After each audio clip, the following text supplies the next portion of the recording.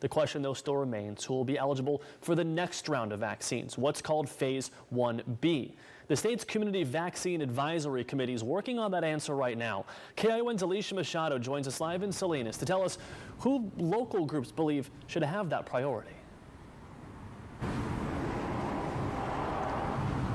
Well, Aaron, Governor Newsom said that teachers, farm workers, and grocery store workers are under consideration for the next round of COVID-19 vaccines, and that committee is currently discussing ways to determine that as we speak. But here on the Central Coast, there's been a big push to make sure farm workers are next in line.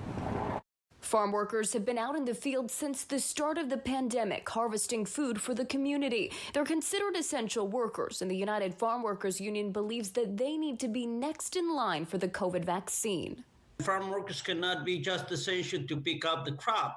They need to be essential in getting the vaccine and a lot of other benefits.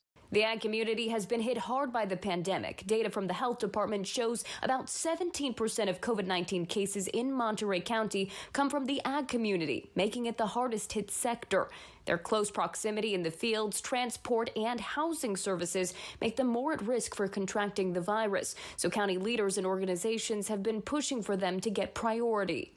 As they roll out a vaccination program, it should reflect some priority given to them, considering how important they are to our food supply.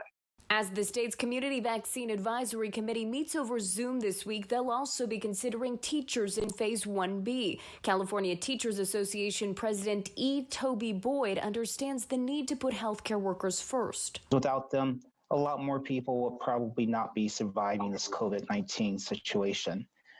By the educators being in 1B, we're okay with that, because it allows us to at least start the process in order to get us back into the schools.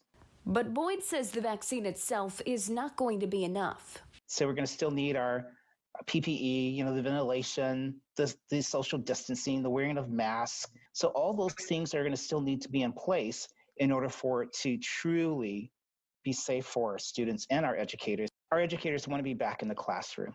We miss our students.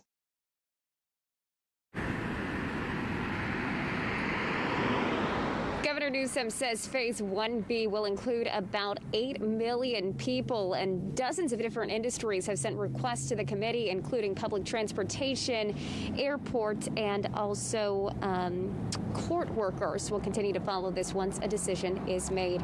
Reporting live in Salinas, Alicia Machado, KION News Channel 546.